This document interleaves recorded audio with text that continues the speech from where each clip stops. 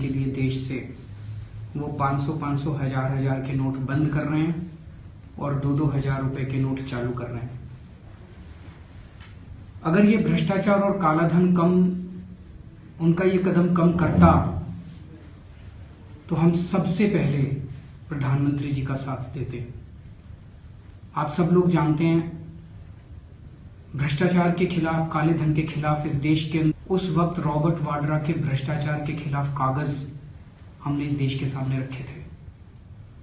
इस देश के सबसे शक्तिशाली लोग, ऐसे लोग जिनका नाम लेने से सारी पार्टियां डरती हैं, उनके स्विस बैंक के अकाउंट के नंबर हमने इस देश के सामने रखे थे। भ्रष्टाचार के खिलाफ अपनी लड़ाई में हम लोगों ने अपनी जान भी दांव पे लगाई है। आप लोगों को याद होगा कांग्रेस के मंत्रियों के भ्रष्टाचार के खिलाफ मैंने अनशन किया था। एक बारी 10 दिन का अनशन किया था, एक बारी 15 दिन का अनशन किया था। शुगर का मरीज हूं मैं। डॉक्टरों ने कहा था कि अगर 48 घंटे से ज्यादा ये भूखा रहा तो ये जिंदा नहीं बचेगा, लेकिन ऊपर वाले की कोई शक्ति थी कि 10 दिन एक बार भूखे रहा और एक बार 15 दिन भूखे रहा। तो अगर भ्रष्टाचार के खिलाफ कोई ये सार्थक कदम होता, सबसे पहले मैं नजर आता, सबसे पहले मैं इसका समर्थन करता। कुछ भी अच्छा काम होता है देश में, हम उसमें राजनीति नहीं करते, उसका साथ देते हैं। मोदी जी से मेरे ढेरों डिफरेंसेस हैं, ढेरों असहमतियां हैं, लेकिन मोदी जी ने स्वच्छ भारत का ऐलान किया, सबसे पहले मैं और मेरी पूरी टीम, हमारे सारे वॉलंटियर्स झाड़ू लेके बाहर निकले थे। लेकिन इससे भ्रष्टाचार कम नहीं होने वाला, काला धन कम नहीं होने वाला। आज इसी के बारे में चर्चा करेंगे हम लोग। मैं आज कई सारी ऐसी बातें करने जा रहा हूं, कुछ ऐसे कागज भी आपके सामने रखने जा रहा हूं। मीडिया बहुत अच्छा है, हमारे देश का मीडिया बहुत अच्छा है, लेकिन उसकी मजबूरियां हैं। उनको डरा रखा है, मोदी सरकार ने उनको डरा रखा है। उनको डर लगता है इनमें से कई सारे कागज सबके सामने रखने में। इसीलिए आज हमने ये माध्यम का इस्तेमाल किया है कि सोशल मीडिया के जरिए, फेसबुक के जरिए, ट्विटर के जरिए सीधे आपसे बात करेंगे, सीधे जनता से बात करेंगे, क्योंकि हमें डर नहीं लगता।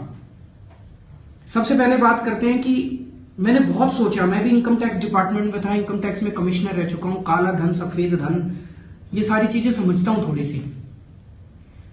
500-500, हजार के नोट बंद करके 2000 के नोट चालू करने से भ्रष्टाचार कम होगा कि ज्यादा होगा? आप भी इस बारे में सोचिएगा। मैंने तो बहुत सोचा है, इससे कम नहीं होगा, ज्यादा होगा। एजुकेशन डिपार्टमेंट के 25-25 हजार रुपए की रिश्वत लेते हुए पकड़े गए। असम के अंदर एक और अफसर पकड़ा गया, सारे नए नोट, 2-2 हजार रुपए के नोट। तो दो चीजें, पहली चीज तो ये कि कह रहे थे 2000 रुपए मिलेंगे काउंटर पे 2000, तो इनके पास 4 लाख रुपए के 2-2 हजार के नोट कहां से आए जी? कह रहे थे 2000 मिलेंगे, 3 लाख रुपए की रिश्वत देने के पैसे कहां से आए? 25,000 रुपए की रिश्वत देने के पैसे कहां से आए? इसका मतलब जिसके पास काला धन है उसकी तो सेटिंग चल रही है, पीछे पीछे उसकी सेटिंग चल रही है, उसको तो पैसे मिल रहे हैं। मुसीबत हो रही है तो आपको हो रही है, मेरे को हो रही है, हम जैसे आम लोगों को मुसीबत हो रही है। और दूसरी चीज कह रहे थे भ्रष्टाचार कम हो गया, तो भ्रष्टाचार चालू हो गया। तो एक चीज तो बड़ी साफ हो गई, 500-500 और हजार के नोट बंद करके 2000 के नोट लाने से ना भ्रष्टाचार खत्म होने वाला, ना काला धन खत्म होने वाला, कुछ नहीं खत्म होने वाला। तो फिर क्यों करा? इसके ऊपर बहुत सोचा हम लोगों ने, बहुत सोचा, और धीरे धीरे ये निकल के आ रहा है कि आजाद भारत का ये सबसे बड़ा स्कैम है, सबसे बड़ा घोटाला है। ये 8 लाख करोड़ रुपए का घोटाला है, और ये मैं पूरी जिम्मेदारी के साथ बोल रहा हूं। कैसे है इसको समझें और अपने सारे दोस्तों को भी बताना, सबको बताना, इसके बारे में प्रचार करना, क्योंकि मीडिया वाले दिखा नहीं पा रहे इसको, उनकी मजबूरी है, तो सारे इसको प्रचार करना। अपने बैंक हैं, सरकारी बैंक, वो लोन देते हैं, बड़ी बड़ी कंपनियों को भी लोन देते हैं, आपको भी लोन देते हैं, घर बनाने के लोन देते हैं, गाड़ी खरीदने के लोन देते हैं, सबको लोन देते हैं। बड़ी बड़ी कंपनियों को भी, अरबपतियों को भी लोन देते हैं। 8-8.5 लाख करोड़ रुपए का लोन खराब हो चुका है। ये आरबीआई के एक डिप्टी गवर्नर बोल रहे थे, उनकी रिपोर्टों के अंदर है 8-8.5 लाख करोड़ रुपए का लोन ये अरबपति डकार गए, खा गए।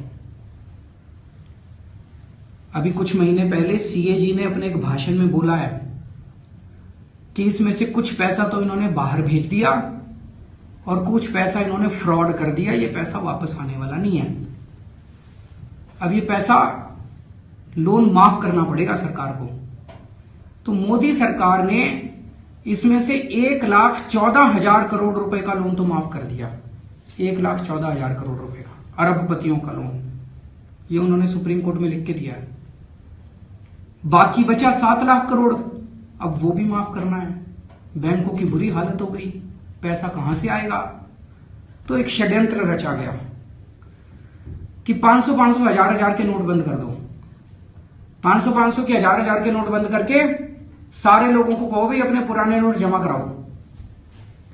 सारे लोग पुराने नोट जमा कराने के लिए लाइनों में लग गए। इनका यह मानना है कि जो पैसे जनता जमा करा रही है उससे 10-11 लाख करोड़ रुपए का पैसा आ जाएगा। 10-11 लाख करोड़ रुपए इनके लोग जमा करा देंगे, उसमें से ये बचा हुआ 7 लाख करोड़ रुपया इन अरबपतियों का माफ कर देंगे। तो आप तो लाइनों में लग लग के अपनी खून पसीने की कमाई जमा कराओगे और ये पैसा सीधा अरबपतियों की जेब में जाएगा। आप कहोगे केजरीवाल झूठ बोल रहा है, क्या सबूत है इस बात का? सबसे बड़ा सबूत है हाथ कंगन को आर से, क्या अभी 3 दिन पहले जो हुआ, अभी तो शुरू ही हुआ है, 5 दिन 6 दिन भी नहीं हुए थे लोगों को पैसे जमा कराते कराते। अभी 3 दिन पहले स्टेट बैंक ऑफ इंडिया ने 63 अरबपतियों के 6,000 करोड़ रुपए माफ कर दिए 3 दिन पहले। अरे बेशर्मो, थोड़ी इंतजार तो कर लेते, महीना 2 महीना बीत जाने देते, थोड़ी ठंडक आ जाती। अभी तो लोग, आप लाइनों में लगे हुए हो, लाइनों में लग के पैसा जमा करा रहे हो, जितना पैसा आया उन्होंने उठाकर अरबपतियों को दे दिया। 6,000 करोड़ रुपए अभी 3 दिन पहले स्टेट बैंक ऑफ इंडिया ने 63 अरबपतियों के माफ करे हैं। क्यों करे हैं? हम पागल हैं जो लाइनों में लगे हुए हैं? आपको ये जान के आश्चर्य होगा, विजय माल्या का नाम सुना आप लोगों ने? बहुत अरबपति आदमी है, शराब बनाता है, हवाई जहाज चलाता है। विजय माल्या के ऊपर 8,000 करोड़ रुपए का कर्जा है। उससे 8,000 करोड़ रुपए लेने की बजाय, विजय माल्या कौन है? विजय माल्या राज्यसभा का सांसद है और भारतीय जनता पार्टी की समर्थन से सांसद बना था। एक दिन रात को विजय माल्या को मोदी सरकार ने हवाई जहाज में बिठा के देश से भगा दिया। पैसे नहीं लिए उससे, 8,000 करोड़ रुपए नहीं लिए, उसको एक दिन रात को हवाई जहाज में बिठा के भगा दिया। कहते पता नहीं चला। अरे किसको बेवकूफ बना रहे हो? एक ग्रीन पीस एनजीओ है, उसके पीछे पड़ी थी मोदी सरकार। उसकी बेचारी कोई हेड है, वो एक दिन हवाई जहाज से कहीं जा रही थी, उसको सारी पुलिस हवाई जहाज में चली गई, हवाई जहाज से उतार के खींच के ले आई उसको। ग्रीन पीस की हेड को तो तुमने हवाई जहाज से उतार लिया, और विजय माल्या इतना बड़ा आदमी अपना हवाई जहाज भगा के ले गया, आपको पता नहीं चला। और मजे की बात यह है, जिस दिन वो हवाई जहाज से भागा उसके एक दिन पहले राज्यसभा में आया हुआ था, राज्यसभा के कॉरिडोर में घूम रहा था, पकड़ नहीं सकते थे उसको, तो उसको भगा दिया। अब कह रहे हैं हम उसको वापस लाने की कोशिश कर रहे हैं, इंग्लैंड से, लंदन में है वो, इंग्लैंड से बात कर रहे हैं, वापस लाने की कोशिश कर रहे हैं। और अभी जो स्टेट बैंक ने 4 दिन पहले लोन माफ करे हैं, उसमें विजय माल्या के 1200 करोड़ रुपए माफ कर दिए। किसको बेवकूफ बना रहे हो? पहले भगा दिया, देश को बेवकूफ बना रहे हैं कि हम कोशिश कर रहे हैं, एक्स्ट्राडिशन की कोशिश कर रहे हैं, लंदन की सरकार से बात कर रहे हैं कि वो वापस आ जाए। अरे कुछ नहीं बात कर रहे, झूठ बोल रहे हो। 1200 करोड़ रुपए, उसके ऊपर सजा करनी चाहिए थी, पेनल्टी लगानी चाहिए थी, उसको पकड़ के कॉलर से देश में लाना चाहिए था कि उसके 1200 करोड़ रुपए माफ करने चाहिए थे। 1200 करोड़ रुपए 3 दिन पहले उसके माफ कर दिए। तो हम बेवकूफ हैं, इस देश की जनता बेवकूफ है जो लाइनों के अंदर लगी हुई है। तो धोखा हो रहा है हम लोगों के साथ, बहुत बड़ा धोखा हो रहा है। क्यों माफ कर रहे हैं? क्या नियत है? आज इतना स्वार्थी है इंसान, एक भाई अपने भाई की मदद नहीं करता, एक भाई अगर अपने भाई को कुछ दे तो पैसे मांगता है बदले में। मोदी जी का विजय माल्या से क्या संबंध है जी? ये जितने बड़े बड़े अरबपति 8,14,00,000 करोड़ रुपए माफ करे। सुप्रीम कोर्ट बार बार पूछ रहा है मोदी सरकार से, भाई बताओ किस किस के माफ करे, बताओ। सुप्रीम कोर्ट को नहीं बता रहे, लिस्टें नहीं दे रहे सुप्रीम कोर्ट को कि किस किस के माफ करे। कह रहे नहीं, लिस्ट नहीं बताएंगे। क्यों नहीं बताएंगे? तो जिन जिन लोगों के लोन माफ कर रहे हैं ये लोग, तो फ्री में तो कर नहीं रहे। क्या रिश्ता है इन लोगों के साथ? कोई किसी का चाचा था वो तो लगता नहीं। क्या रिश्ता है मोदी सरकार का इन लोगों के साथ? इसके कागज आज मैं लेके आया हूं। हम लोग सोचते थे मोदी जी बहुत ईमानदार हैं, मेरे मोदी जी से 100 मतभेद हैं, लेकिन मैं भी ये मानता था कि मोदी जी ईमानदार हैं। लेकिन अभी कुछ दिन पहले इनकम टैक्स डिपार्टमेंट के कुछ कागज आए हैं। उन कागजों के अंदर जो लिखा है, कुछ कंपनियों के 2 नंबर के अकाउंट में यह लिखा हुआ है कि उन्होंने मोदी जी को पैसे दिए। ठीक है कि गलत है मेरे को नहीं पता, जांच करनी पड़ेगी। जांच दबा दी गई। वो कागज आज मैं आपके सामने लाया हूं, जिसको कई टीवी चैनल वाले बेचारे डर रहे हैं दिखाने से। ये कागज हैं।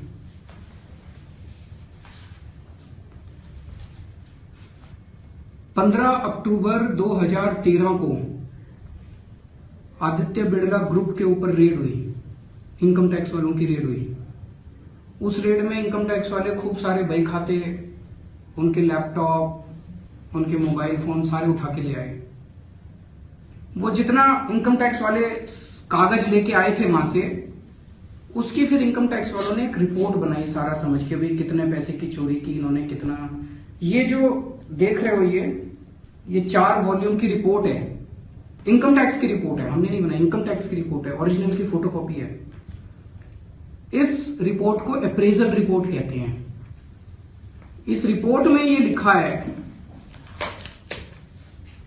इस रिपोर्ट में लिखा है कि उनके लैपटॉप से, बिड़ला ग्रुप कंपनी के लैपटॉप से, उसके लैपटॉप में एंट्री मिली Gujarat CM 25 crore 12 done rest question mark. ये मतलब गुजरात सीएम को 25 करोड़ देने थे, 12 दे दिए, बाकी अभी बाकी हैं। अब मैं ये नहीं कह रहा ये सच है झूठ है, देने थे नहीं देने थे, दिए नहीं दिए, पता नहीं। जांच तो होनी चाहिए थी। इनकम टैक्स की रिपोर्ट के अंदर लिखा हुआ है, इनकम टैक्स की रिपोर्ट में लिखा है गुजरात सीएम, गुजरात के मुख्यमंत्री को 25 करोड़ देने थे। जांच तो होनी चाहिए थी। उसके बाद मोदी जी प्रधानमंत्री बन गए, सारी जांच ठप कर दी गई, कोई जांच इसकी नहीं हुई। इसी तरह से 22 नवंबर 2014 को सहारा के यहां रेड हुई। उसमें एक कमरे में 130 करोड़ रुपए से ज्यादा का कैश मिला एक कमरे के अंदर, और उसी कमरे में कई सारे कागज मिले। उन कागजों में एक ये कागज भी मिला। ये भी 3-4 दिन पहले कई सारे जगह ये छपी थी खबर, मैंने वहीं से ली है। इसमें कागज में इनकम टैक्स कमिश्नर के साइन है, असिस्टेंट कमिश्नर के, 2 गवाहों के साइन है, पार्टी के साइन है। इस कागज में जो लिखा हुआ है, ये आप सुनोगे आपके भी रोंगटे खड़े हो जाएंगे, बड़ा भयानक है। इस कागज में ये लिखा है, इस तरफ ये लिखा हुआ है कि कहां से सहारा का कैश आया, और यहां लिखा है किस किस को कैश दिया। जिनको कैश दिया उसमें दूसरी एंट्री है 12 नवंबर 2013 को 5 करोड़ 10 लाख रुपए cash given at Ahmedabad to Modi ji at Gujarat through Jaiswal ji. 27 नवंबर 2013 को 2.5 करोड़ रुपए cash given at Ahmedabad to Modi ji through Jaiswal ji. 7 entry हैं मोदी जी के नाम की कि मोदी जी को इतने 40 करोड़ 10 लाख रुपए का कैश दिया, अहमदाबाद में दिया। किसने दिया ये भी लिखा हुआ है। अब ये सच है कि झूठ है मुझे नहीं पता, एक कमरे में 130 करोड़ का कैश मिला, ये कागज मिला, इनकम टैक्स डिपार्टमेंट का कागज है। इसकी जांच तो होनी चाहिए थी, जांच भी नहीं हुई, जांच दबा दी गई।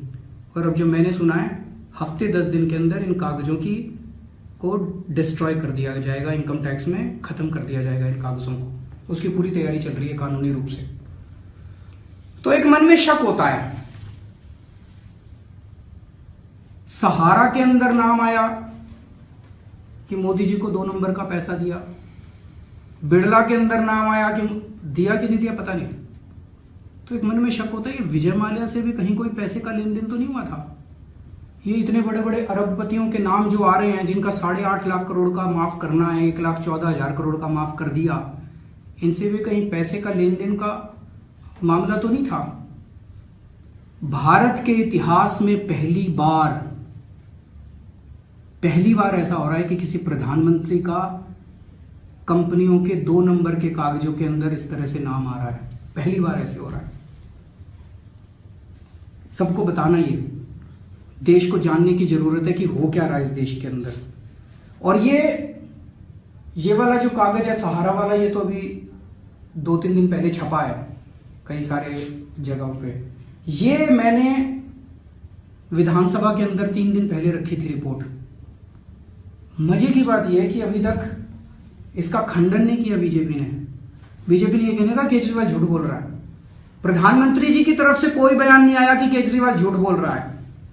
तो मन में और ज्यादा शक पैदा हो रहा है कि इसका मतलब सच तो है ये। कोई खंडन नहीं आया, ना बीजेपी का आया, ना प्रधानमंत्री जी का आया। प्रधानमंत्री जी कहें आगे आके कहें भाई झूठ है ये, तो हम कहेंगे भाई जांच कराओ, इंडिपेंडेंट जांच कराओ। जांच भी नहीं कराई, बंद कर दी सारी जांच। और बीजेपी और प्रधानमंत्री जी कुछ बोल भी नहीं रहे इस पे। उनकी चुप्पी जो है वो मन में शक को और गहरा कर रही है। कुछ लोग ये कह रहे हैं थोड़ी तकलीफ तो हो रही है। कुछ लोगों के मन में ये संदेह है, लोग कह रहे हैं जी थोड़ी तकलीफ तो हो रही है, पर फिर बड़े बड़े लोगों का पैसा निकलेगा। ये बड़ी गलत फहमी फैलाई जा रही है। इस पूरी की पूरी कवायद में एक नया पैसा नहीं आने वाला, एक नए पैसे का काला धन नहीं आने वाला। ये मैं साबित करूंगा अभी। पहली चीज, प्रधानमंत्री जी ने कहा 50 दिन दे दो मेरे को, 50 दिन में मैं काला धन निकाल दूंगा। मेरा कहना है जी 10 दिन तो हो गए, इन 10 दिन में कुछ तो आ जाता काला धन। 1,000 रुपए आ जाता, 2,000 रुपए आ जाता, 4,000 रुपए आ जाता, 2 लाख रुपए आ जाता, कुछ तो आता काला धन 10 दिन में। एक नया पैसे का काला धन 10 दिन में आया हो तो बता दो। नहीं आया ना, तो 50 दिन में कैसे आ जाएगा? एक नया पैसा काला धन इस पूरी स्कीम में बाहर नहीं आने वाला। क्यों नहीं आने वाला? ये कह रहे, मान लो किसी के पास 100 करोड़ रुपए का काला धन है, तो सरकार कह रही है 30% उस पर टैक्स लगेगा, 200% पेनल्टी लगेगी। तो मतलब 60% पेनल्टी, 30% टैक्स, 90% आपको सरकार को देना पड़ेगा। तो मान लो आपके पास 100 करोड़ रुपए का काला धन है, तो 90 करोड़ रुपए तो सरकार रखेगी और 10 करोड़ रुपए आपको देगी। आप मेरे से एफिडेविट पे लिखवा लो, एक आदमी जिसके पास काला धन है एक नया पैसा आपको नहीं देने वाला, सरकार को नहीं देने वाला। सबने सेटिंग कर ली। किसी के पास 100 करोड़ रुपए है, वो डॉलर खरीद रहा है। 1 नंबर में डॉलर 68 रुपए में बिक रहा है, 2 नंबर में डॉलर 116 रुपए में बिक रहा है। किसी के पास काला धन है 100 करोड़, वो सोना खरीद रहा है। 1 नंबर में 30,000 रुपए तोला बिक रहा है, 2 नंबर में सोना 56,000 रुपए तोला बिक रहा है। तो सबने, अब मुद्दा ये उठता है, जिसने डॉलर खरीदे, जिसने सोना खरीदा, वो उसके पास 500, 500, 1000 के नोट आ गए, वो क्या करेगा?